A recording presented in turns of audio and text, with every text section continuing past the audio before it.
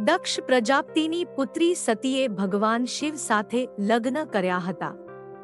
દક્ષ શિવજીને પસંદ નહોતો કરતો અને શિવજીનું અપમાન કરવાની એક પણ તક છોડતા નહોતા. રામાયણનો એક પ્રસંગ છે. એક દિવસ શિવજી રામકથા સાંભળીને સતી સાથે પાછા ફરી રહ્યા હતા. આ ઘટના ત્યારે બની હતી જ્યારે રાવણે સીતાનું અપહરણ કર્યું હતું.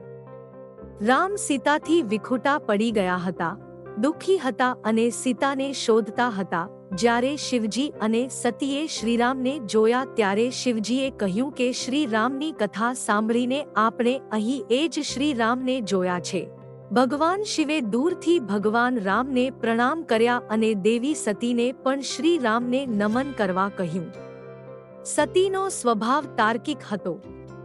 તેમણે ભગવાન શિવને કહ્યું કે મને નથી લાગતું કે તે ભગવાન રામ હોઈ શકે.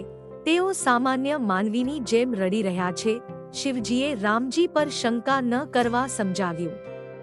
આ બધી તેમની લીલા છે. દેવી સતીએ ભગવાન શિવની વાત ન સાંભળી અને રામની પરીક્ષા કરવાનું નક્કી કર્યું. ભગવાન શિવ ત્યાંથી ચાલ્યા ગયા, પરંતુ સતી સીતાનું રૂપ લઈને શ્રીરામની સામે પહોંચી ગયા. શ્રીરામે દેવી સતીને જોતા જ પ્રણામ કર્યા અને પૂછ્યું, દેવી, તમે અહીં એકલા શું કરી રહ્યા છો? ભગવાન શિવ ક્યાં છે? આ સાંભળીને સતી શરમાઈ ગઈ. આ પછી તે ભગવાન શિવ પાસે પહોંચી.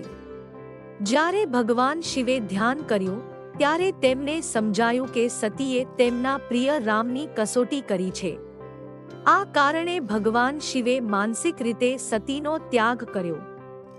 આ ઘટનાના થોડા સમય પછી દેવી સતીએ પિતા દક્ષના ઘરે યજ્ઞકુંડમાં કૂદીને આત્મવિલોપન કરીને પોતાનો દેહ ત્યાગ કર્યો.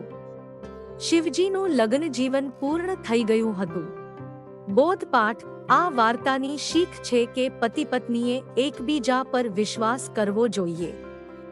જો આ સંબંધમાં વિશ્વાસ નહીં હોય તો સંબંધોનો તાલમેલ બગડે છે. તાલમેલ વિના આ સંબંધ લાંબો સમય ટકી શકતો નથી.